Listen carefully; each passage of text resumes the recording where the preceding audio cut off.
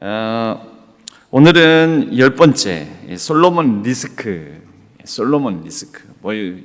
우리가 정치 얘기를 하면서 무슨 사법 리스크, 무슨 대통령 리스크, 요즘은 대통령 영부인, 아무튼 그분 리스크 이렇게 얘기하기도 하고 그렇습니다. 왜 리스크가 생기는 거죠? 리스크는 위험이라는 뜻입니다. 위험.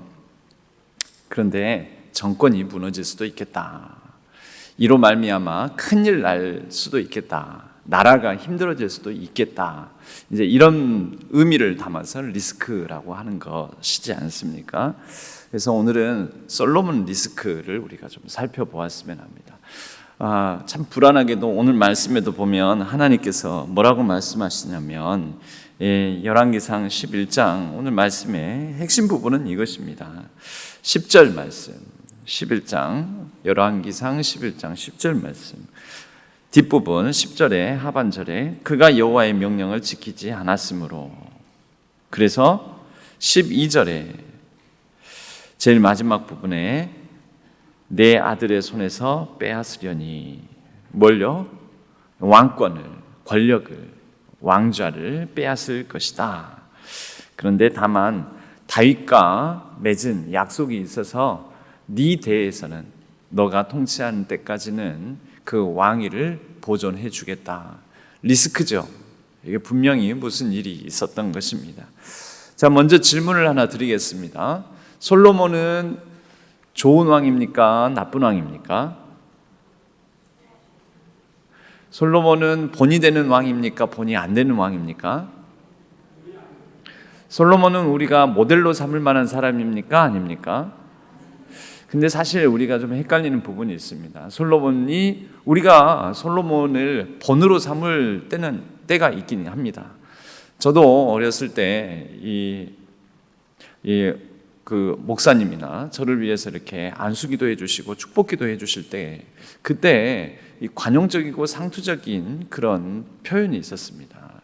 지혜와 명철이 있어 솔로몬의 지혜에 갑절을 주시옵고, 그러면 아멘 아멘 했었어요. 솔로몬과 같이 지혜와 명철이 있는 사람으로 자라게 해달라고. 근데 이제 제가 이 솔로몬에 대해서 점점 알게 되면서 솔로몬과 같이, 물론 솔로몬이 가진 지혜는 부러울 만하지만 솔로몬과 같이, 솔로몬처럼 이것이 축복이나 칭찬이 아닐 수 있겠다.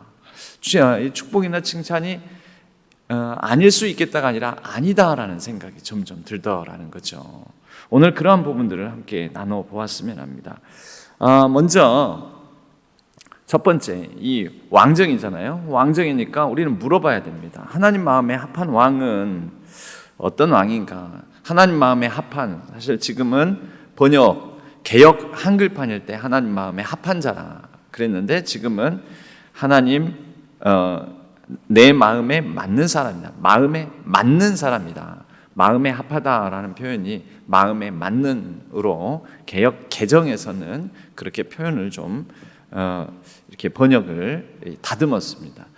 하나님 마음에 맞는 왕은 어떤 왕입니까? 어떻게 하면 하나님 마음에 맞는 왕인 거죠?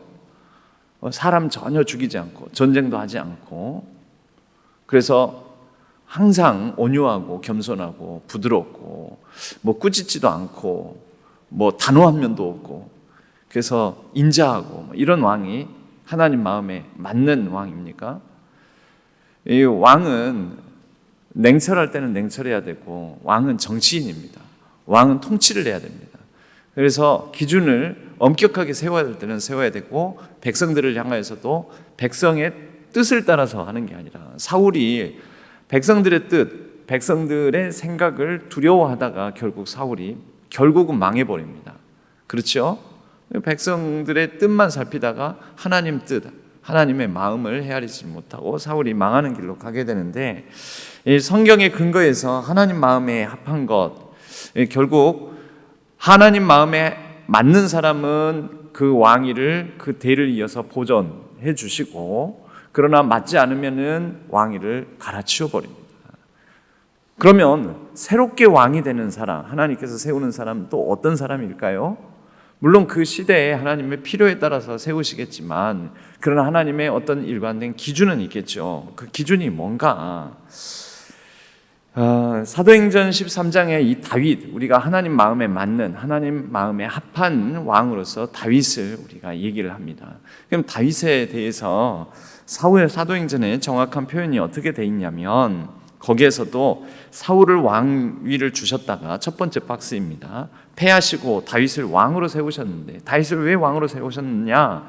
다윗은 하나님 뜻을 이룰 사람으로 하나님께서 여기셨다라는 거죠. 그래서 내가 이새의 아들 다윗을 만나니 내 마음에 맞는 사람이라 내 뜻을 다 이루리라.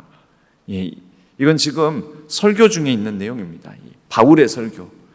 지난 주일에도 잠깐 말씀드렸는데 피시디아 안디옥에서 바울이 긴 설교를 사도행전 13장에서 했다고 말씀드리지 않았습니까?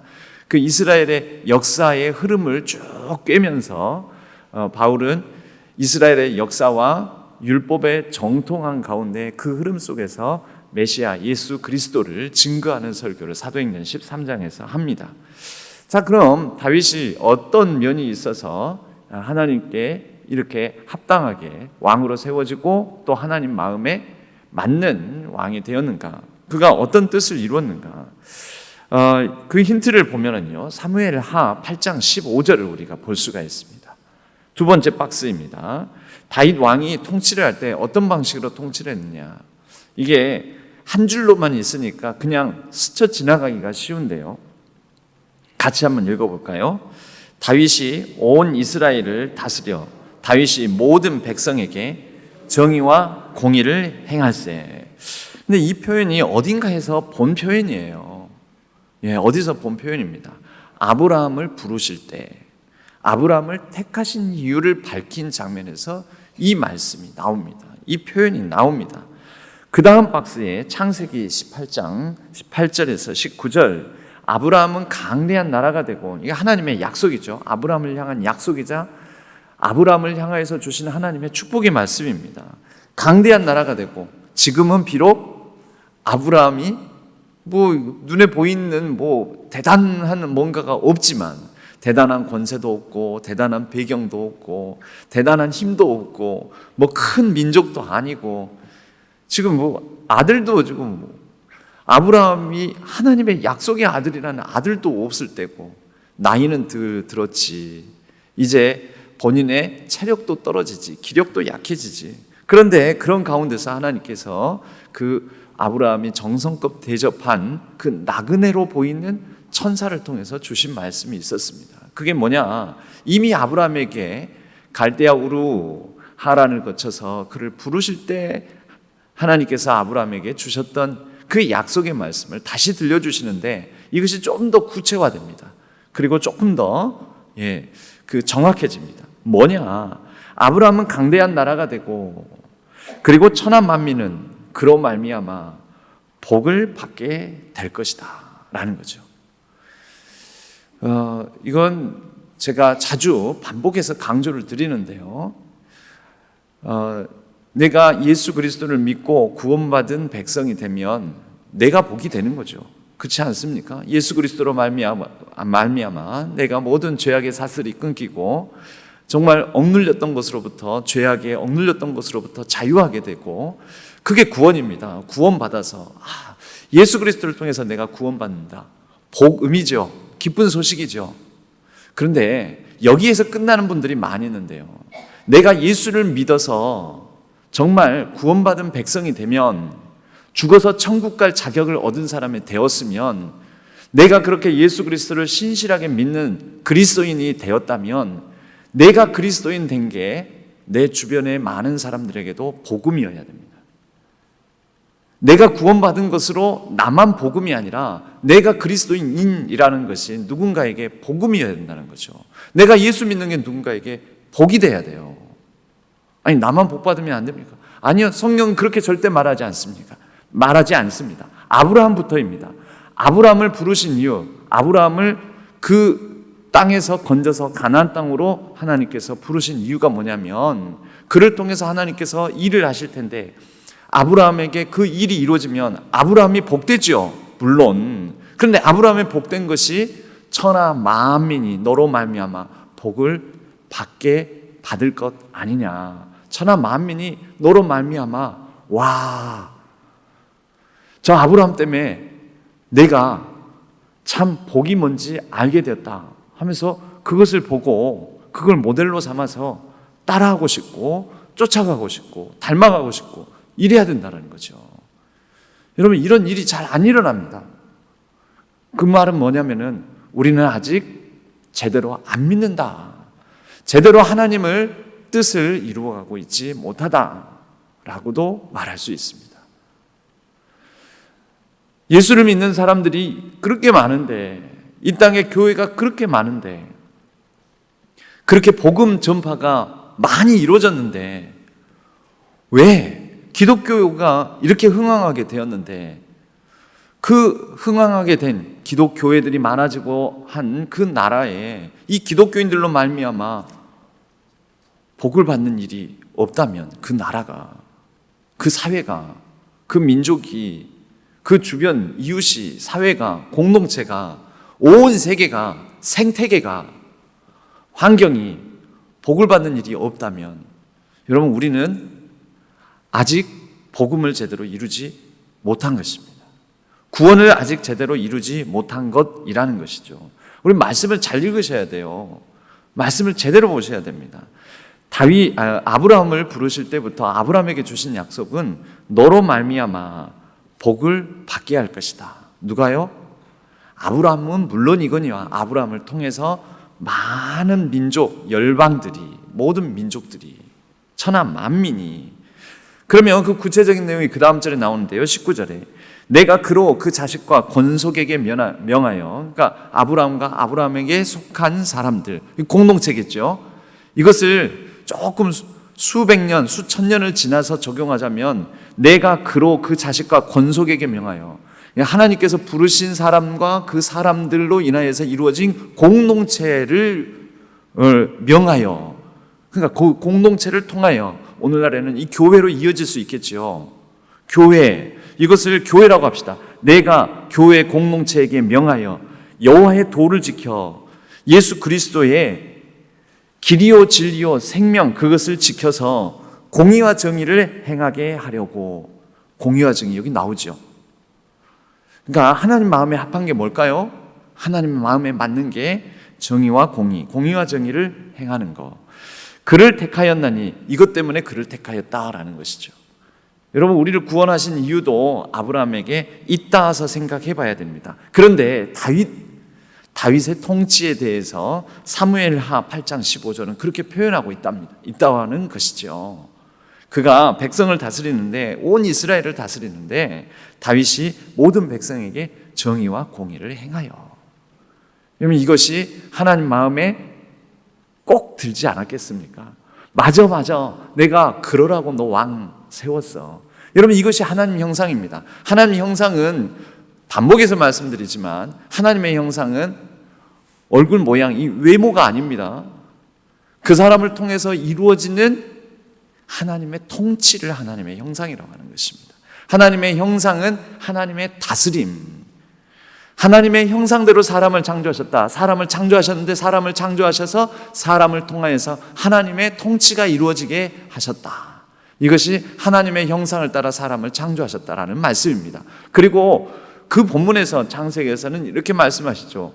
하나님의 형상으로 사람을 창조하시되, 근데 거기에 그 구절에 하나님께서 복을 주시면서, 그러니까 하나님의 형상, 하나님의 다스림, 하나님의 통치를 이루어가는 사람들에게 복을 주시면서, 아브라함에게 복을 주시면서 아브라함을 통하여 천하 만민이 복을 받게 할 것이다. 하나님의 형상으로서 회복되어가는, 하나님의 다스림을 이 땅에 펼쳐가는 우리 그리스도인들을 통해서 내가 복을 받고 또 온 만물이, 사회가, 민족이, 주변이 복을 받게 할 것이다. 근데 그 복의 내용은 구체적으로 어떤 모습이겠습니까? 하나님의 통치 방식이 정의와 공의, 정의와 공의스럽게 다스리고 통치하고, 그렇게 할 때 하나님 뜻에 맞는, 하나님의 뜻을 이루어가는 일이 일어나게 된다라는 거죠. 그래서 신명기적 율법, 즉 구약의 아주 근간을 이루고 있는 구약의 메인스트림, 줄기, 가장 큰 줄기에 해당되는 게 신명기적 율법, 신명기적 맥락입니다. 이 신명기적 맥락에서는 바로 이러한 이 부분에 합당하게 행하면 복을 받고, 그리고 누군가에게, 이 민족에게도 다른 민족들에게도 복이 되고, 근데 이렇게 이루지 못하면은 하나님께서 쫓아내버리고 벌을 주시고 재앙을 내리고 화가 임하게 만드시고 그렇다라는 거죠. 그래서 신명기적으로는 바로 이렇게 하면 순종이요, 이렇게 안 하면 불순종이라는 거죠. 자, 왕에게 적용하면 왕이, 하나님께서 그 왕이라는 대단한 권세와 대단한 영화를 주셨는데, 지위를 주셨는데, 이 자리를 가지고, 이 지위를 가지고, 이 특권을 가지고 순종하면, 즉 정의와 공의를 행하면 하나님께서 복을 주시고, 그렇지 않으면 왕위에서 쫓아내시고, 이렇게 된다라는 거죠. 율법의 정신이 분명한 것은 이런 것이다라고 그 다음에 보면은요, 마태복음 23장 23절에 이 화 있을진저 하고 이 6가지 화를 선포하십니다. 바리새인과 서기관들아, 이 너희들이 형식적인 율법에 빠져 있어서 진짜를 빼먹고, 이 너희들이 그렇게 시기하고, 지난 주일에 예수님께서 선포한 화에 대한 한 가지를 얘기했잖아요. 그게 첫 번째 화예요. 너희가 시기가 가득하여, 그 시기가 가득하여 나온 그들에게 예수님께서 화를 선포하셨죠. 화 있을진저, 율법의 더 중요한 바, 율법이 중요하게 여기는 바가 있는데, 그러니까 율법의 초점이라는 것입니다. 모든 신명기적 율법의 초점이 뭐냐? 같이 읽어볼까요? 그 가운데쯤에 있는 박스입니다. 마태복음 23장 23절 시작. 율법의 더 중요한 바 정의와 긍휼과 믿음. 예, 그러니까 그들을 향해서 화를 선포한 거니까 너희들이 그것을 버렸기 때문에 화 있을진저라고 말씀하신 거죠. 그러니까 율법의 가장 중요한 초점이 뭐라고요? 정의와 긍휼과 믿음이라는 거죠. 다윗으로 다시 가보면 다윗은 이 부분이 있었다 없었다? 있었다. 이러한 통치를 했다 안 했다? 했다. 그가 그런 통치를 할 때는 다윗의 왕위도 견고하고 모든 일들이 형통하고 잘 되고 또 그 자신도 복되고 복을 나눠주고 백성들에게, 이 다윗이라는 왕이 백성들에게 복이 된 거죠. 근데 그렇지 못할 때 다윗도 그럴 때가 있었어요. 불순종할 때 다윗 스스로도 복되지 못하고 다윗의 왕으로서의 모습이 백성들에게도 복이 안 됐던 것입니다. 그런 일들이 일어나는데, 자, 이제 솔로몬으로 넘어와서요. 솔로몬으로 넘어와서, 그러면 솔로몬은 하나님 뜻에 맞는 왕인가? 아까 첫 질문을 드렸었죠. 솔로몬은 좋은 왕입니까? 나쁜 왕입니까? 라는 질문을 드렸죠. 솔로몬은 하나님 마음에 맞는 왕인지 아니면 하나님 마음에 틀린 그런 왕인지, 우리가 이 맥락을 계속 가져가야 됩니다. 우리가 솔로몬을 보면서 솔로몬을 모델로 삼고 싶어 하는 게 있습니다. 저도 아멘 아멘 했었어요. 솔로몬과 같은. 그런데 우리의 마음에는 진짜 지혜만 바라는 게 아니고 어쩌면 우리의 마음 속에는 그런 마음이 도사리고 있을지 모릅니다. 솔로몬이 듣는 마음, 곧 지혜라고 하죠. 솔로몬이 구체적으로 구했던 것은 나는 아이라, 이렇게 많은 백성을 판단하고 통솔하기에 부족하니 나에게 백성들의 어떤 하소연, 백성들의 어떤 고통, 또 백성들의 송사를 들을 수 있는 듣는 마음을 주옵소서. 이게 솔로몬의 기도가 그거였습니다. 정확하게는 듣는 마음을 주옵소서. 그래야 내가 백성들의 목소리를 듣고 백성들의 갈등을 해결하고, 그리고 그것이 하나님께 기쁘게 여겨져서 하나님께서는 그에게 너에게 듣는 마음, 곧 지혜뿐만 아니라 너에게 부귀 영화까지 다 주겠다. 하나님은 그 이상으로 다 주실 수 있는 분이죠. 하나님 마음에 들면, 여러분 이렇게 부귀 영화를 다 주면, 즉 솔로몬 입장에서는 그걸 다 받으면 복됩니까? 안 됩니까? 복되지요. 그리고 그 부귀 영화를 받으면 그걸 가지고 뭐 하라고 그럴까요? 나 혼자 복을 누려라는 게 아니라 복을 받으면 받을수록 누군가에게 그게 복이 돼야 돼요. 내가 높아지면 높아질수록 누군가에게 복이 돼야 되고, 내가 부자가 되면 될수록 누군가에게 복이 돼야 되고, 나만 아니라, 내가 잘 먹고 잘 살게 되면 나만 아니라 누군가에게 복이 돼야 된다는 거죠. 그런데 솔로몬이 그 다음 과정을 놓쳤습니다.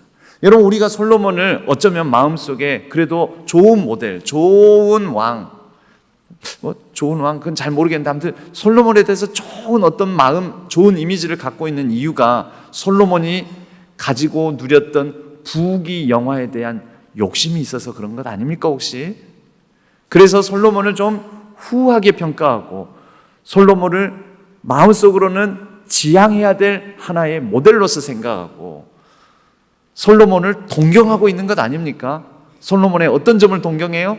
그가 누렸던 부귀 영화, 대단한 권세, 그의 지혜, 막 저 외국에서부터 소문 듣고 찾아와가지고 싸들고 막 금은 보화를 싸들고 와가지고 솔로몬의 얘기를 듣고 싶어 할 정도로 그렇게 남의 부러움을 사고 시샘을 살 만한 솔로몬이 가진 그런 배경들을 우리는 좋은 모델로 우리가 동경하는 하나의 모습으로, 좋은 모습으로 마음속에 품고 있는 것 아닙니까? 솔로몬의 실체를 한번 보자고요. 이 솔로몬은 일단 솔로몬이 왕에 등극하게 될 무렵에 이 솔로몬은 거저 먹은 사람입니다. 거저. 솔로몬은 그렇게 고생을 많이 하지 않았어요. 이 솔로몬이 전에 태어난, 그러나 다윗의 밧세바 범죄에 대한 하나님의 심판으로서 솔로몬의 같은 어머니 밧세바로부터 태어난 솔로몬의 형이 있었어요. 근데 어린 시절에 죽죠. 다윗이 살려달라고 금식하며 하나님께 매달렸지만 하나님께서는 다윗을 용서하셨지만 다윗의 죄에 대한 책임은 지우셨습니다. 다윗을 용서하셨지만 다윗의 죄에 대한 책임, 너의 죄로 말미암아 그 아이는 죽는다. 그래서 그 아이가 죽습니다. 솔로몬의 형이죠. 그렇게 그 이후에, 그 직후에 다시 얻게 되는 아들이 솔로몬입니다. 처음에는 솔로몬의 이름이 솔로몬이 아니라 다른 이름이었습니다. 그러나 하나님의 사랑을 받는 자라는 뜻을 가진 여디디아였습니다. 여디디아, 하나님의 사랑을 받는다. 그러니까 이 말은 뭐냐면 하나님의 사랑을 받기도 하지만 그렇게 태어난 아들, 그 위에 형을 잃고 나서 밧세바 사이에서 다시 얻게 된 아들이었으니 여러분, 이 아들이 귀했게요? 안 귀했게요? 귀했겠죠. 그래서 이름도 여디디아, 하나님의 사랑을 받는 자, 하나님의 사랑. 그리고 하나님의 은혜의 선물, 하나님의 용서의 사죄, 은총, 이런 마음도 담겨 있었겠죠. 솔로몬은 그래서 이미 태어났을 때 왕자로 태어났습니다. 다윗처럼 마지막 막내 아들 목동으로 태어나지 않았습니다. 왕자로 태어났고 또 하나님을 향한 간절한 간구와 또 염원, 소망을 안고 태어난 정말 엄친아였습니다. 다 가졌죠. 그리고 다윗 왕의 치세 기간 동안에 다 이뤄놨습니다. 나라도 다 통일시켜놨죠. 그리고 적군들도 다 물리쳐놨죠. 이미 평화스러운 상태에서 솔로몬은 태어났습니다. 물론 솔로몬이 왕에 등극하던 때에 이 많은 형들, 배다른 형들, 이복 형들로 말미암아 이 왕권 다툼이 좀 있기는 있었습니다만은 그래도 솔로몬이 왕위에 등극하게 됐을 때 가장 중요한 것은 아버지 다윗이 다음 왕위는 솔로몬이다. 그 한마디 딱 선포하니까 그 형 아도니아가 일으킨 반란이 끝나버렸잖아요. 그 한마디에. 그러니까 아버지가 그를 든든히 배경으로 지켜주고 있었으니까. 그는 이게 그의 노력이 아니잖아요. 그러니까 솔로몬이 받은 복 중에 가장 큰 받은 복 중에 가장 큰 복은 뭐냐면 심지어 무려 아버지가 다윗이에요. 이전에도 함께 나눈 그런 조크가 있잖아요. 너는 장래에 무엇이 되고자 하냐? 저는 장래에 재벌이 되고자 합니다. 그랬더니 근데 너는 왜 이렇게 공부도 안 하고 이렇게 노력을 안 하냐? 왜 이렇게 게을러 빠졌냐? 아니요, 제가 문제가 아니에요. 제가 노력을 안 한 게 아니고 우리 아버지가 노력을 안 해요. 우리 아버지가 좀 노력을 해야지 내가 재벌될 텐데. 뭔 말이에요? 아버지가 재벌이면 아버지가 부자면 아버지 부를 물려받을 생각을 하는 거죠. 내가 노력할 게 아니고요. 우리 아버지가 노력해야 되는데 우리 아버지가 맨날 놀아요. 별로 부자 될 생각을 안 하세요. 재벌이 아니라는 거예요. 아버지가 재벌 될 생각을 안 하신다는 거예요. 그런 족구도 있는데 솔로몬의 경우에는 아버지가 엄청 노력했어요. 아버지가 엄청 노력했어. 그렇게 죽음의 위기, 그렇게 사망의 음침한 골짜기 다 지나서 사울로부터 막 피해 다니고 막 침을 흘리면서 미친 척하고 막 그래 가면서 버티고 견디고 그렇게 해서 드디어 왕에 올랐더니 또 내전이 일어나고 내전 다 수습하고 사울의 그 왕가의 아들을 이렇게 따르는 사람들, 그 사람들과 내전이 일어나잖아요. 그거 수습하고 그래서 왕국을 통일했더니 이제 또 왕국 밖에 적들이 있었어요. 모압, 암몬, 뭐 블레셋, 골고루 다 있었어요. 다 평정하고. 무려 아버지가 이렇게 노력파, 굉장히 치열하게 살고 노력했던 아버지 다윗을 왕으로 뒀다는 게 솔로몬의 가장 큰 복입니다. 그리고 그 다윗의 위에, 다윗의 그 뒤편에 하나님이 계셨다는 게 솔로몬의 가장 큰 복입니다. 오늘날 따지자면 솔로몬은 모태신앙으로 태어난 거죠. 모태신앙 가문에서 그 아버지가 정말 신앙의 개척자로서 믿음으로 잘 개척하고 그런 가운데서 하나님께 경제적 축복 또 여러 가지 복을 많이 받아가지고 그런 환경에서 태어난 영적으로나 물적으로나 내적으로나 외적으로나 모든 것 갖춘 가운데서 이스라엘을 물려받은 왕위를 물려받은 왕이라는 것입니다. 그런데 이때 대외 정세까지도 사울 편이었습니다. 역사의 주관자이신 하나님 관점에서 보면 하나님께서 솔로몬이 왕에 등극할 때 이러한 대외적인 상황을 주셨다라고도 볼 수가 있겠죠.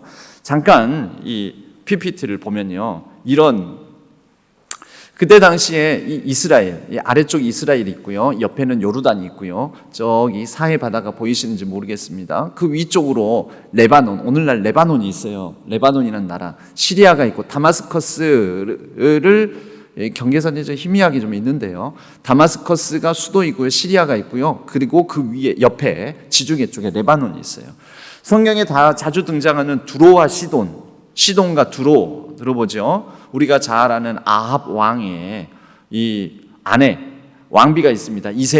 이세벨이 바로 시돈 출신입니다. 시돈의 공주입니다. 이게 두로와 시돈이 어디 있냐면은 저기 옆에를 보십시오. 이제 여러분 편에서는 왼쪽 지도를 보면은 그 레바논 쪽에 베이루트라고, 저 위에 베이루트라는 곳은 현재 레바논의 수도이고요. 그 아래쪽으로 가면은 시돈, 그 다음에 그 아래쪽으로 가면 티레라고 나오는데, 티레가 우리 성경 번역에는 두로라고 일컬어지는 곳입니다. 다 항구예요. 지중해에 접한 항구, 무역항들입니다. 지중해 무역을 독점할 수 있는, 지중해와 이쪽 중동 대륙 지역에 여러 물건들이 교차하는 굉장히 번성하는 항구들. 그래서 여기는 옛날 고대 시대 때부터 부자였어요. 부자. 레바논이 그런 면에서 굉장히 번성하는, 지금도 레바논이 그런 특수를 누리는 곳이기도 합니다. 자, 그런데요, 이때 이 시기에 어쩌냐면요, 그 다음 넘어갈게요. 그래서 이 레바논은 이렇다라는 거고요. 그리고 그 헐몬산, 백두산하고 높이가 비슷합니다. 이 레바논의 상징이에요. 이게 백향목입니다. 레바논 백향목. 백향목이 백자가니까 하얀 건 줄 아는데 그렇지 않아요. 레바논산 질이 좋은 소나무, 그런 개념으로 생각하시면 됩니다. 이렇게 무역을 통해서 엄청나게 돈을 많이 벌었던 곳이 바로 레바논 지역에 있는 두로와 시돈이었습니다. 자, 저렇게 아주 중요한 항구들, 두로 밑에부터 티레, 두로, 가운데 시돈, 저 위에 또 항구가 있죠. 이렇게 이제 지중해 연안에 접한 이런 번성하는 항구, 도시, 국가들이 있었습니다. 그 다음에 가보면 이때 제가 지난번에 말씀을 드렸죠. 블레셋 사람들이 어디에서 왔냐면은 저쪽 북유럽 쪽에서부터 옵니다. 바이킹족이라든지 이런 사람들, 이런 이제 해양 민족들이 배를 타고 다니면서 노략질도 하고 하는데, 이 사람들이 추운 지역에 살면서, 추운 지역에서는 불을 막 다루지 않습니까? 얼어 죽지 않으려고 불을 다루다 보니까 불을 높여서 고온을 다루는 기술을 익히게 됩니다. 고온을 다루다 보니까 고온에서 녹는 금속들이 생기게 된 거죠. 구리는 좀 더 낮은 온도에서 녹습니다. 그런데 철은 훨씬 더 높은 온도에서 녹습니다. 그러니까 고온, 불을 잘 다루다 보니 고온을 다루게 되고, 고온을 다루다 보니 당시로서는 가장 선진적인 무기인 철제 무기들을 만들 수 있는 능력을 갖게 됩니다. 그래서 철제 무기를 가지고 구리 무기를, 동 무기를 가진 사람들하고 싸우면 누가 이기겠어요? 구리는 물러 터졌잖아요. 철로 탁 쳐버리면 휘어버려요. 날이 나가버립니다. 그래가지고 그들이, 야, 우리 이 철제 무기를 바탕으로 노략질하러 다니자 하고, 저 북방에서부터 내려와가지고 지중해 연안에서 나름대로 풍요롭게 살고 있던 나라들을 다 쳐버립니다. 그리고 그 중에 하나가, 야, 여기도 살만한데 해가지고 이스라엘 지중해 해안가 그쪽에 정착해서 살아갑니다. 그게 바로 블레셋 5도시들입니다. 가드, 가사, 에스돗, 아스다롯, 그리고 에글론, 이렇게 5개의 블레셋 5대 도시가 그렇게 해서 형성된 것입니다. 그들은 저 안쪽 내륙으로 안 들어갑니다. 해안 지역가 평야도 있고 또 날씨도 따뜻하고 좋잖아요. 그래서 그렇게 눌러서 사는데, 이 블레셋 사람들이 성경에 출현하게 된 그 무렵에 바로 같은 해양 민족, 철제 무기를 바탕으로 가지고 있었던 사람들에서 지중해 그 이전에 강자로 군림하던 문명화된 국가들이 힘을 못 씁니다. 눌려가지고, 철제 무기에 눌려가지고 힘 못 쓰고 다 좀 쫄아 있습니다. 그런 상황에서 바로 이 레반트 지역인 이스라엘, 레바논 이 지역에 여기를 압박하는 강력한 고대 문명 국가들이 힘이 쇠퇴해 있었다는 거죠. 쫄아가지고. 그러니까 어떻게 돼요?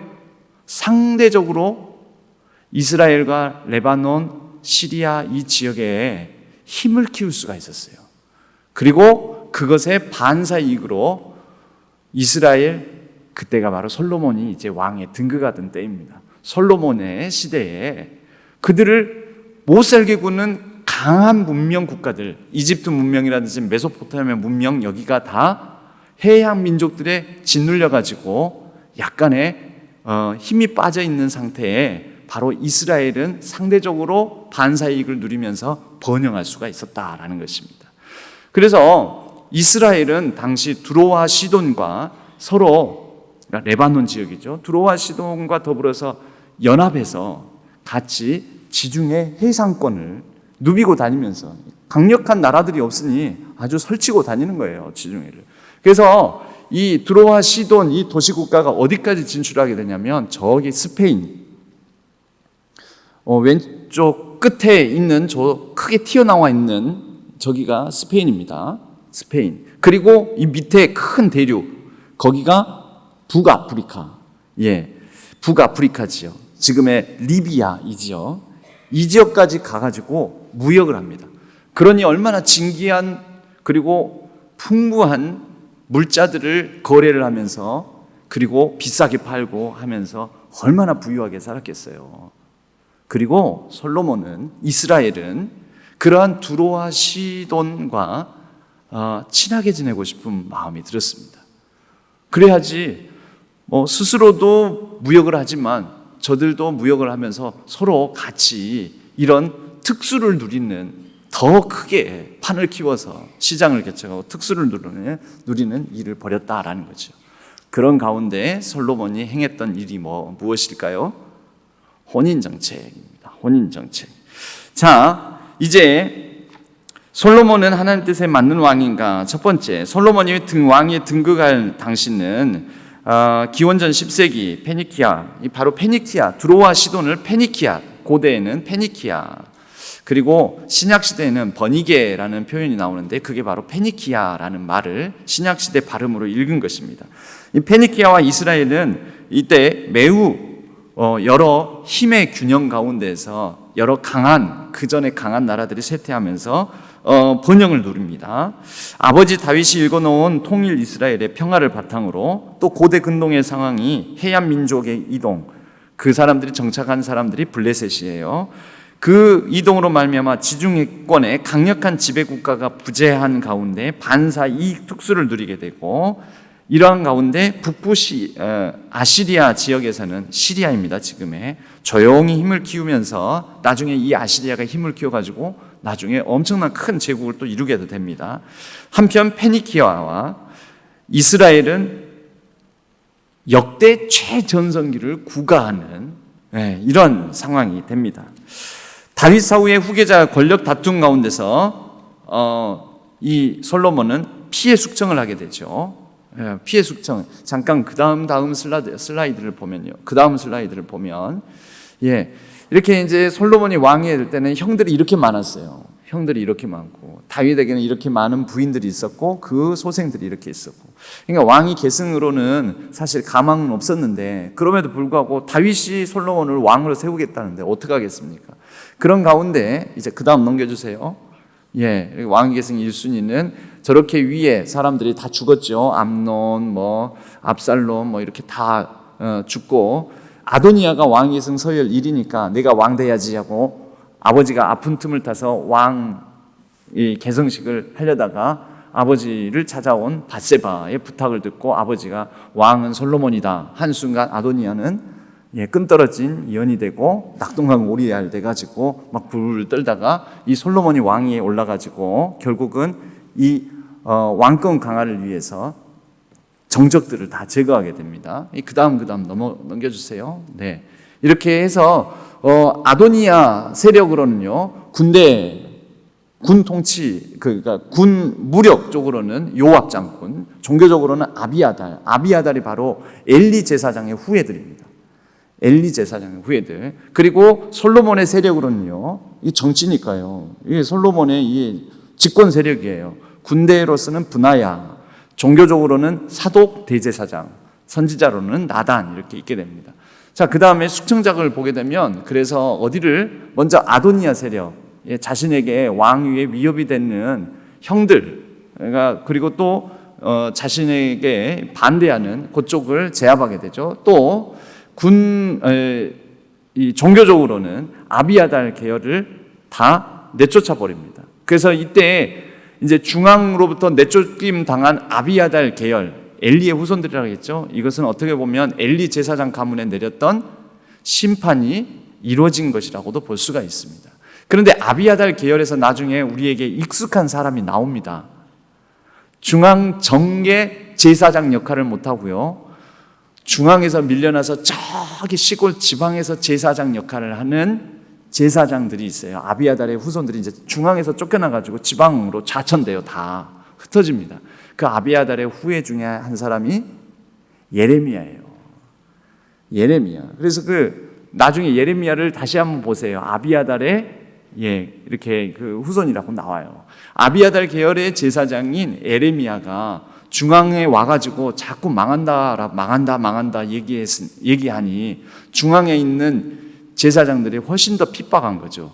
어디 저 시골뜨기가 와가지고 어디 어디 지방에서 온 총구석에서 온 제사장답지도 않은 아가 와가지고 지가 하나님의 무슨 예언을 받았다고 저 난리를 치나, 그런 면도 있습니다, 여러분. 그리고 요압 숙청하죠.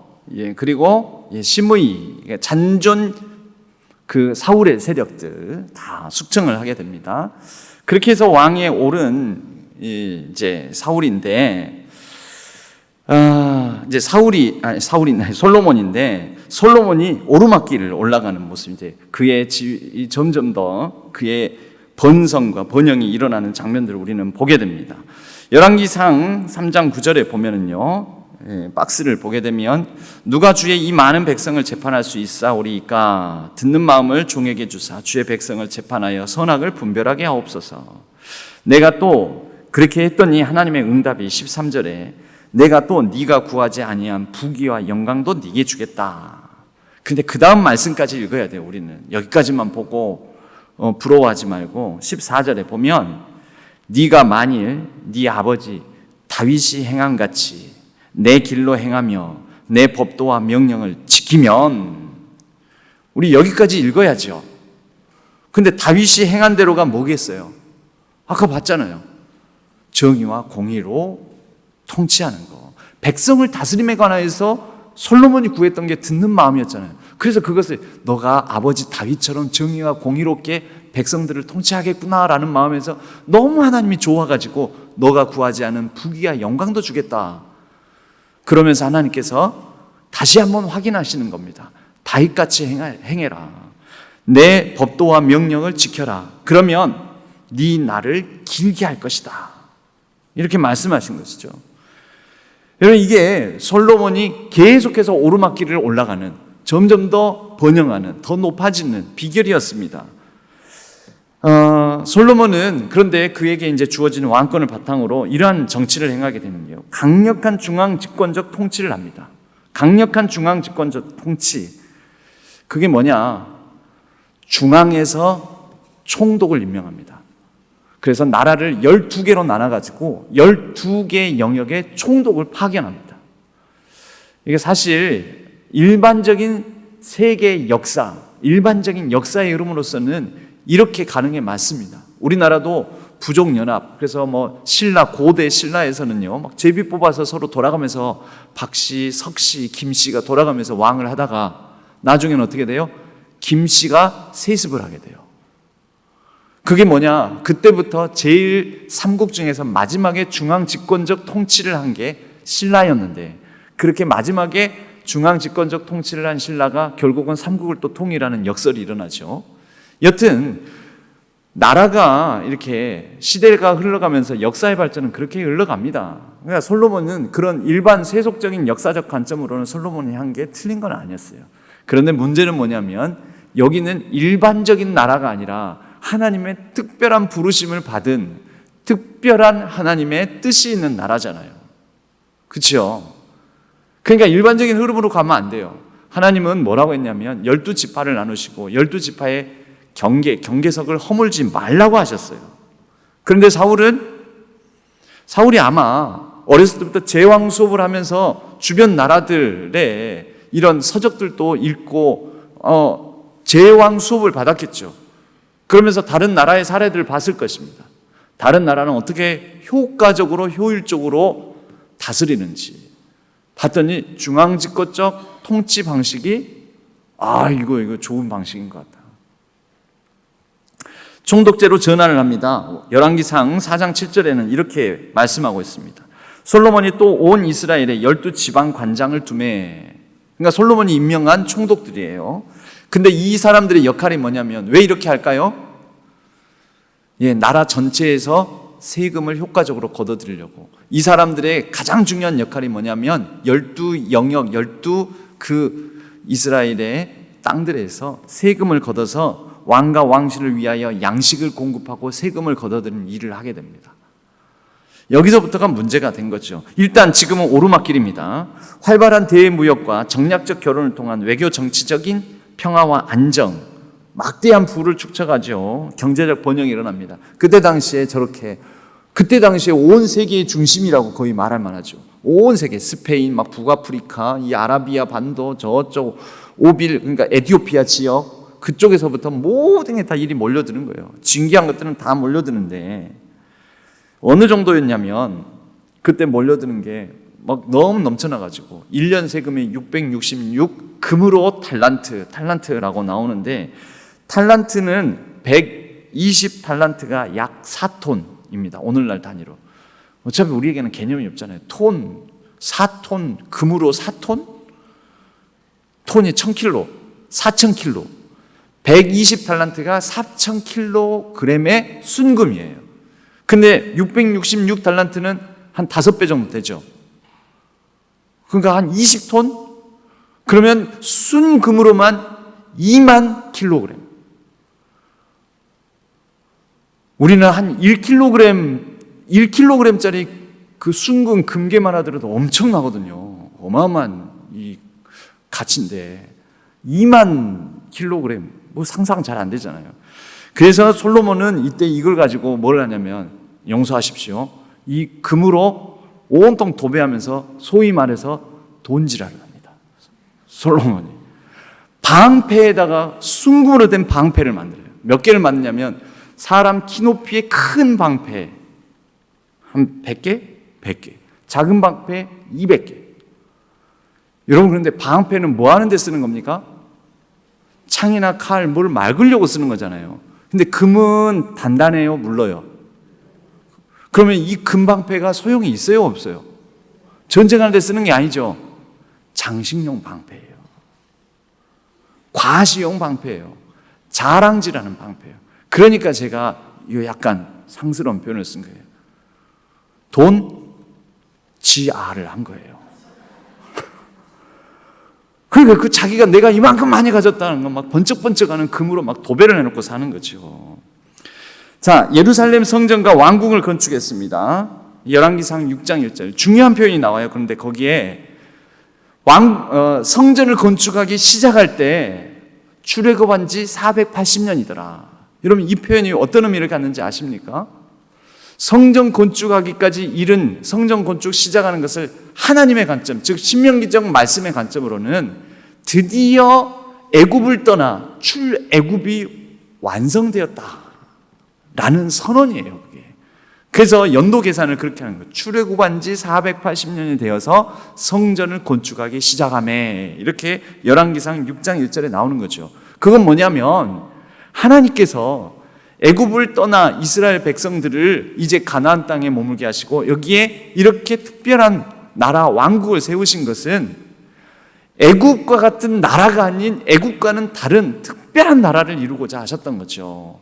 애굽 체제, 바로의 통치 방식, 막 채찍질하고 막 학대하고 백성들을 막 못 살게 굴고 그러면서 쥐어짜서 막 거대한 피라미드 그런 건축물들 만들고 이런 나라가 아니라 하나님의 정의와 공의가 그리고 서로의 사랑과 복됨이 흐르는 그런 샬롬의 왕국을 하나님께서는 원하셨던 것입니다. 그런데 솔로몬이 욕먹어도 싼 이유는 뭐냐면 그 애굽을 떠나서 애굽과 다른 나라, 바로의 통치 방식과 다른 통치 방식으로 통치하고 그런 나라를 이루어야 되는데 솔로몬이 그의 모습 속에 어느새 바로의 모습이 있는 것입니다. 바로의 모습.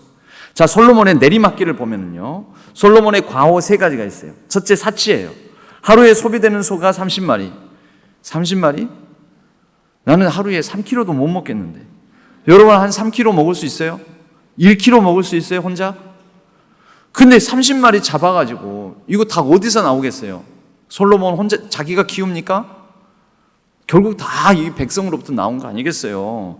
양 100마리, 이 하루에 왕궁에서 잡아먹는 게 소 30마리, 양 100마리였어요. 열왕기상 4장 23절에 나옵니다. 그리고 아까도 말씀드렸지만 세금을 이만큼 걷어들이고 그렇게 모든 곳에서 막 모든 물자가 풍부하게 오니까 사치하고 막 금으로 도배를 하고 방패도 막 금으로 만들고 아무짝에도 쓸 데가 없는데 이게 평화스러우니까 그렇겠죠. 금으로 방패를 만들었다는 것은 전쟁이 없었다라는 것입니다. 전쟁이 있으면은 금으로 그렇게 해놔봤자 오히려 뺏기기나 하지. 싸우는 데는 재구실도 못하는 방패를, 그죠? 그러니까 전쟁이 없었고 그렇게 평화스러웠다라는 뜻이기도 합니다. 결혼 동맹을 합니다. 그가 아까 시돈과 두로 친하게 지내고 또 이웃 나라들과 이렇게 결혼을 통해서 몇 명이었냐? 왕은 후궁이 700명이요 첩이 300명이라. 그럼 몇 명이에요? 1000명. 그의 여인들이 왕의 마음을 돌아서게 하더라. 이것이 화근이 되었죠. 원래 신명기에 뭐라고 말씀하셨습니까? 신명기 17장 17절에 밑에서 두 번째 박스 첫 번째 줄, 그에게 아내를 많이 두어 그의 마음이 미혹되게 하지 말 것이며 자기를 위하여 은금을 많이 쌓지 말 것이니라. 이게 이스라엘의 왕이 세워질 경우에 이렇게 해서는 안 된다고 왕을 향한 규례였습니다. 그런데 솔로몬은 이미 말씀과는 반대 방향으로 가고 있죠. 세 번째, 이게 또 정치적으로 굉장히 중요합니다. 솔로몬이 장관을 세워서 총독을 보내지 않았습니까? 세금 잘 거둘, 용이하게 효과적으로 거두려고. 그런데 유다 지파들한테는 안 거뒀습니다. 이게 가장 큰 문제입니다. 유다 지파에게는 안 거뒀어요. 유다 지파에게는 안 걷고, 그러니까 특혜, 면세 혜택을 준 거죠. 특혜를 준 거예요. 그리고 모든 공사, 감독관, 노역에서도 유다 지파는 빼줬어요. 빼주거나 감독하는 역할, 관리 역할만 맡겼어요. 그러니 나머지 지파들의 불만이 얼마나 크겠습니까? 짜증나죠, 사실. 뭐야 저거? 이 나라가 전체가 12지파의 나라지 유다 지파만의 나라인가? 솔로몬만의 나라인가? 이런 생각이 들지 않겠습니까? 그래서 이것으로 말미암아 솔로몬의 이스라엘은 무너지게 되는 것입니다. 그래서 여로보암이 나오는 것이죠. 솔로몬 통치 말년이 되니 온 나라에 우상이 가득합니다. 그 결혼 동맹을 통해서 사회적 안정, 국가의 번영을 이루고자 했는데 그 여인들이 1000명이나 되는 여인들이, 이방 여인들이 다 뭘 가지고 들어와요? 신들을 하나 들고 와요. 그 이방 신들. 그때 바알과 아세라가 들어오는 것입니다. 온갖 잡신들이 다 들어오고 그 여인들을 위해서 또 궁을 건축해 줘야 되죠. 그러면서 또 백성들 쥐어짜서 건축 사업하고 궁 만들어야 되니까. 그러니까 성전을 짓는 데는 7년이었는데 왕궁들을 짓는 데는 13년이나 걸렸어요. 솔로몬이 20년 동안 통치를 했는데 40년 동안 통치를 했는데 20년 동안 맨 대형 토목사업 건축만 했습니다. 그래서 솔로몬 통치 말년이 되니까 레임덕이 생겨가지고요. 그가 그렇게 지키고 했던 나라가 먼저는요. 그가 혼인관계를 맺었던 나라 중에 하나가 바로의 공주하고도 혼인관계를 맺었어요. 근데 그 바로의 왕조가 망하고 리비아 출신의 시삭이라는, 우리 세계사적으로는 우리가 영어식 발음으로는 쇼생크 1세라고 합니다. 리비아 출신의 새로운 왕조가 와가지고 자기가 혼인관계를 맺었던 그 왕조가 뒤집어져서 버렸어요. 그러니까 끈 떨어지는 거죠. 든든한 이집트라는 후광을 두려고 그랬는데 그것도 안 돼버리고, 그리고 솔로몬이 혼인관계를 맺거나 이렇게 했던 나라들 또는 다윗 왕국 때, 다윗이 다스리던 때에 정복에서 이스라엘의 지배를 받고 있었던 나라들이 반란을 일으킵니다. 그 먼저 남쪽에서는 에돔, 하닷이 반역을 일으켜요. 그러니까 그 영역을 상실해버리게 되겠죠. 좀 북쪽에서는 르손이 반역을 일으켜요. 북쪽 상실하게 되겠죠. 그리고 또 북이스라엘의 에브라임 지파 여로보암이 또 반란을 일으킵니다. 자, 그래서 빨간 동그라미만 남게 된 거예요. 저 색깔 칠해져 있는 영역이 다윗 때 이루어진 통일 이스라엘 왕국의 영역이었는데 이 왕국을 지키고 보존하지도 못하고 이제 다 잃어버립니다. 그래서 솔로몬 말년에는 이렇게 되다가 급기야는 어떻게 됩니까? 솔로몬이 죽고 난 다음에 솔로몬의 아들 누가? 르호보암이 왕위에 오르는데, 르호보암은 누구의 아들이냐면 이방 여인의 아들이에요. 보통 자녀들은 어머니 손에서 자라게 됐죠. 어머니 영향을 더 많이 받지 않습니까? 그러니까 어머니 영향을 받아서 이 이방신에 대한 어떤 마음이 있었을 것이고, 슬라이드가 몇 번이냐면 슬라이드 중에 그러니까 9번 슬라이드인가요? 9번 슬라이드에 보면 이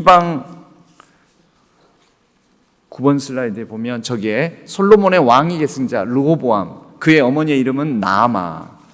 솔로몬의 왕위 계승자인 르호보암은 그의 어머니는 나아마인데 어디 사람이에요? 아몬 사람이에요. 이방 여인이에요. 그러니까 이 영향을 받아가지고 르호보암이 이제 뒤를 이어서 왕위에 오르게 되는데 르호보암을 찾아옵니다. 누가 찾아와요? 나머지 유다 지파를 제외한 나머지 지파 10지파라고 나옵니다. 10지파의 대표격인 사람이 찾아와가지고 열왕기상 12장 4절 제일 마지막 박스입니다. 왕의 아버지가 우리의 멍에를 무겁게 하였으나 이제는 이런 고된 노역으로부터 우리를 풀어주소서. 이제 좀 그만하면 됐으니 조금 우리 좀 편하게 살게 해주십시오. 그런데 르호보암이 말을 안 듣죠. 말을 안 듣습니다. 말을 안 듣고 우리 아버지가 한 것보다 나는 더 빡세게 너희들을 다스릴 것이다. 여러분, 중요한 거는 솔로몬은 좋은 왕이냐 나쁜 왕이냐? 아주 나쁜 왕입니다. 솔로몬은 다윗이 일궈놓은 샬롬의 왕국을 다 망가뜨린 사람입니다. 그리고 솔로몬이 죽고 난 다음에는 분열이 일어나고 그 분열된 이스라엘 시대를 솔로몬 때 이미 열어서 그 위에 이스라엘은 북이스라엘과 남유다로 나눠지고 그렇게 서로 이제 아웅다웅 싸우고 또 여러 가지 죄악도 같이 저지르고 하다가 결국은 패망하게 되는 것입니다. 여러분, 하나님께서 우리를 택하신 이유, 우리를 통해서 이루려고 하시는 뜻, 우리가 이것을 마음에 새기고 솔로몬을 통해서도 교훈을 얻었으면 좋겠습니다. 여러분, 부귀 영화가 그 자체가 복이 아니고요, 내게 혹시 부, 귀, 영화를 주셨다면 그것이 나에게만이 아니라 누군가에게도 복이 될 때, 복되게 쓰여질 때, 그래서 이를 통해서 누군가가 덕을 보게 될 때, 그럴 때 우리에게 그것을 주신 하나님의 뜻이 이루어지는 것이요, 하나님 뜻에, 하나님 마음에 맞는 사람이 우리가 되는 것입니다. 그러한 그리스도인 구원받은 백성, 하나님 나라의 권속들 되기를 주님의 이름으로 간절히 축복합니다.